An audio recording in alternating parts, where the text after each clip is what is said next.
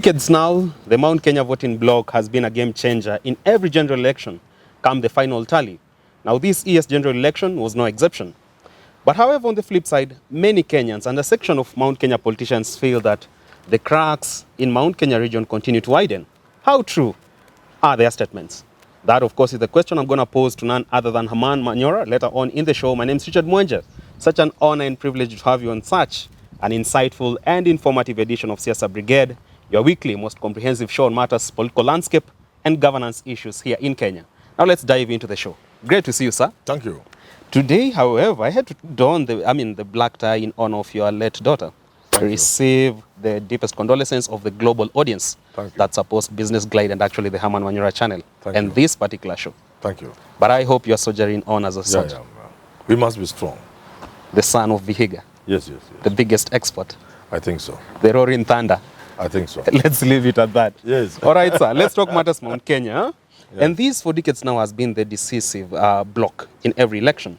This year, as I said earlier on, was no exception. Let's start with the president, President William Ruto. This far is a constant figure in Mount Kenya, and everyone is speaking his language. Would you actually say that the love that people are showing Ruto in Mount Kenya is unconditional, or there is actually a ride and a price tag to it, from a general perspective? In politics, love is never unconditional or conditional. Love is always, the best you can talk about love in politics. It is very temporal. Temporal, you mean? Contingent on sometimes very baseless things. The voter is a person who is most unreliable. You see MPs doing their best, and then they are shown the door. Then a crook is re-elected, and re-elected. So you wonder, what do voters look for? Much more substantive. Many people believe the people of Mount Kenya did not vote for Ruto because they love him. Really? They voted him to teach Uhuru a lesson. I don't know whether it is true, but that's the currency. Many political observers believe the Mount Kenya people voted for Ruto to punish Uhuru. They believe Uhuru had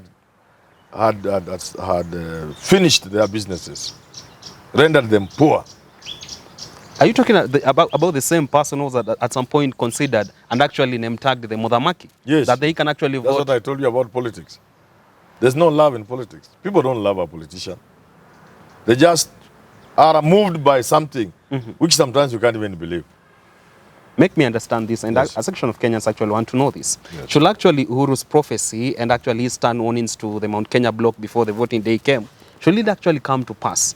Do you think the love for Uhuru and the larger Kenyatta's family will actually get back in place, and probably that will actually in some way influence the 2027 general elections? I would personally be surprised if the Kikuyus keep the grudge against Uhuru for long.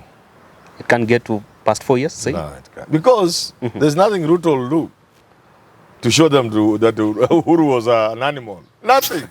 You see, Ruto can't do anything to right the wrongs they think Uhuru committed. So they'll be asking themselves, what was the fuss about? It's like Moi. Mount Kenya people hated Moi so much. And they said he had messed their coffee, their tea. How long has Moi been dead? Gone from presidency. From 2002 up to now. They have not fixed it. Why didn't Kibaki fix the coffee? Why didn't Kibaki fix the tea? 10 years.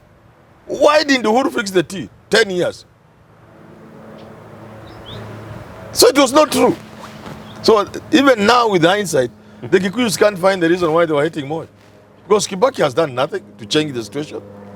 He cleared the mess that was there. Uhuru has done nothing. Coffee is not a paying crop. Nothing has changed. So equally, the Mount Kenya people will soon realize there's nothing wrong Uhuru had done. Because if it was there, then Ruto will rectify it. But since there was nothing, in fact, they'll begin seeing the good things Uhuru did, the roads, the infrastructure. They'll say, this guy was a good guy. I see. Yeah. Much to the surprise of many, we have seen DP, Rigathi Gachagua, actually is now a constant figure in every conversation in Mount Kenya and by large the entire nation. Yes. Would you say that this to somewhat has cemented his position and influence, and that has actually now cemented and solidified his talk that is the regional kingpin and actually the future of Mount Kenya? You know, I've said before, Gachagua enjoys an advantage. He's a current deputy president. He fought so hard for Ruto. And therefore, people know him as a fighter. This victory, to a large measure, can be attributed to the guy Gachagua. It is natural that he will keep the same tempo, the same vigor, in ensuring that Kenya Kwanza, UDA and Ruto remain the favorite in Mount Kenya. But beyond that also, he will want to take advantage of that so that he also benefits. And the starting point for him to benefit is to galvanize a community behind him, so that when he makes a bid for the presidency, he will be a candidate you can't beat. It's natural and it's normal.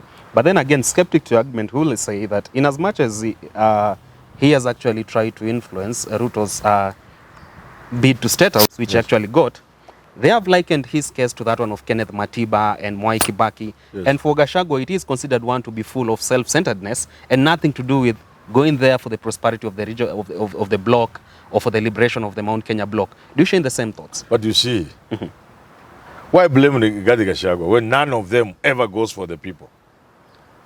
The architecture of our politics and statehood is that those who go to power go for their own interest. Nobody goes to power so far with the interest of the people at heart. If one man landed in State House with the desire, the will, and the vision to change this country for the benefit of the people, in a year you'll just see it.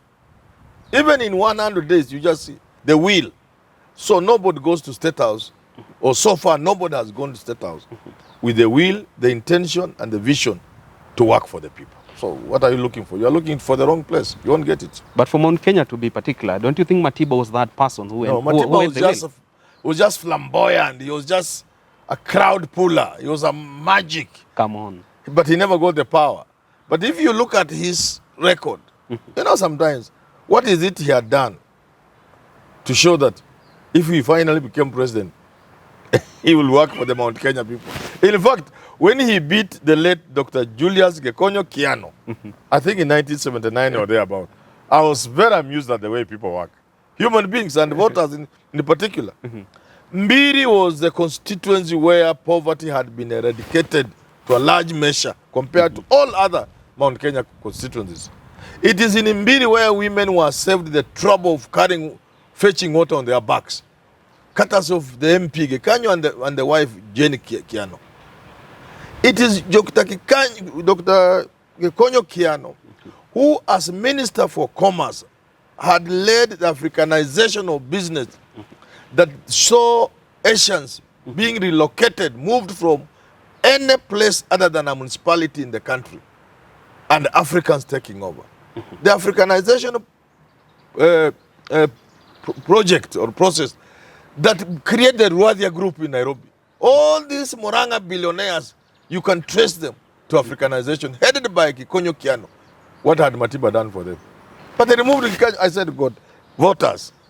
Because he was just there in the air, big and flamboyant, and he was dining with the bishops and the big class billionaires who Kiano had created. I see. So well, he was a good man. But I can't go by his past to say he would have done anything that Kibaki has not done or Uhuru has not done. The bottom line is these politicians go there for their own interest and the interest of their class, not the people. So far in this country, there has never been a pro-people government. A government that comes in office to work for the people. I get a feeling Raila would have come closest to that. I see. Yeah, and that could be wrong. All right. Yeah, many people think the payoff Raila and Martha Karua would have come closest to doing programs and projects that have the people at the center. And for obvious reasons, you know Martha Karua. You cannot play around with government resources. We'll get to Martha Karua in a bit. Yes. This far we've seen the Western region bloc actually succumb to the fatalities of inside wrangles, and come each election year, we are seeing it vote in different patterns, which actually is the right of the people they are in. There has been recent developments in Mount Kenya region, whereby the Ameru community feel that they are no longer going to play second fiddle to the Gikuyu community. Reason they say they were denied the glory when it comes to the fight for this country's liberation, when it comes to the people like Musa Mwariama, General Baimunge, and the kind of respect and honor they were given cannot even be matched to that of the people like Dedan Kimathi and so forth. So this kind of hate, or rather bitterness, has actually sprouted in many ways. And right now they are saying, to hell with the Mount Kenya bloc. We are voting as the Ameru community come the next election, and the other one and the other one. What danger does this portend to the region's unity and actually voice in the ballot? Is it now the Meru are seeing that they were shortchanged by the Gikuyu? But I've heard that story before, but they have never done it. They are more deep. They were more DP than the Gikuyus, Democratic Party of Kibaki. It is a Meru who held deep Kibaki more than his own Gikuyus, because when he first stood for election, the Gikuyu vote was split between Matiba and Kibaki. The Meru to a man, all of them were Kibaki. So I'm yet to see any evidence that the Meru can. But in terms of the goodies from government, they have the Chief Justice. They have Inspector of Police. Just very recently. Yeah. For more than 5 decades after they fought. What did they do in those 5 decades? Raila has been there, and they warm up to him. But the last moment, they remember their Agema and flock to Kibaki or Uhuru Kenyatta. It can happen in 2027 So again. I'm not convinced the Meru. In fact, more than that, the Meru have always been held in contempt by the Gikuyus. Meru Shawira, they have never really valued them. I see. But that's in the nature of politics. Even the people who don't respect you, like Africans. White people don't respect us. Americans don't respect us. Chinese don't respect us. But we are falling over ourselves to please them. So it's normal. Day after day, we are seeing reports of many Kenyans actually applying for them to be deregistered from the voter registry. And we've seen the number of voters actually decline each election year. And the reason they say is because they want a country whereby the minority are included when it comes to the presidency. So they are proposing the things to do with the rotational presidency, in that at some point probably we'll have an Asian president, probably a Samburu president. We've seen UK embrace such changes whereby minority actually take key leadership positions they're in. Would you say that shouldn't that actually be factored in as soon as possible? Are we likely to see even more Kenyans never going to the ballot? I don't support that rotational nonsense. I just support clean elections.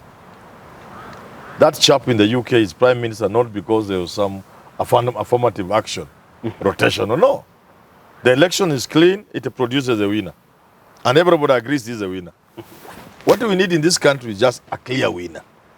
An election where we do not see people from Venezuela or where and such, where people believe Ruto has won.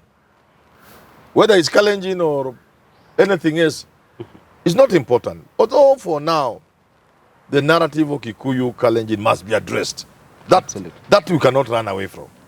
The sooner we address it as a country, the better. For sustainable peace and political peace, for that matter. All right. But after that, or other than that, I do not subscribe to the idea of rotation on this or the other. No. All right. Let's just have clean politics, clean elections. If you have clean politics, clean elections, and people are not ganging up on tribal lines, I'm telling you, Apokoma will just become president automatically, one time. You don't need to put it down.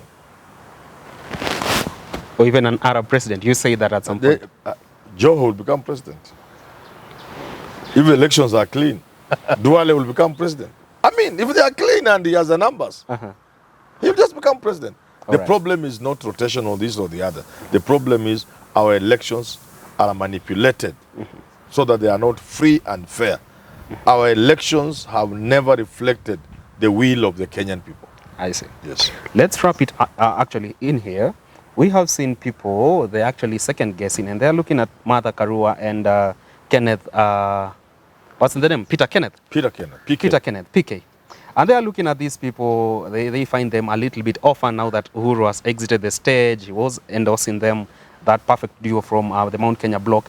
And so many people are feeling like their political future has been written off. And they say they cannot even actually make a comeback with the high presence Gachagua has had on the mountain. And now Ruto is actually the talking point in Mount Kenya, that there is no room for Martha Karua or Peter Kenneth. Do you support that argument? Or they could actually do magic? Politics is dynamic. The person you write off today is the champion tomorrow. The stone the builders rejected has become the cornerstone. That is true in politics. Never write off anybody. But we can speculate. We can say, well, given this and this, so and so seems finished. But let me tell you conclusively, what happens in 2027 or before, what happens on Mount Kenya politically, will depend on how Ruto will navigate the economic crisis we are in. Just that. The economic crisis. The economic crisis, how he will navigate. If he's able to navigate with the help of his new friends from the West, if they're able to give him money to mitigate the suffering Kenyans are facing, and he's going to get worse, then Mount Kenya will listen to Gachagua and Ruto. But if things don't go well because of this economy, then he can go to the mountain and shout the whole day and become host. Nobody will listen to him. Even Gachagua himself will be chased away? He'll be chased out of town. And they say, Peter Kenneth, welcome back. Whoever, Peter Kenneth, Martha Karua, Ndindi Nyoro. Anybody. All right. Yeah. I see.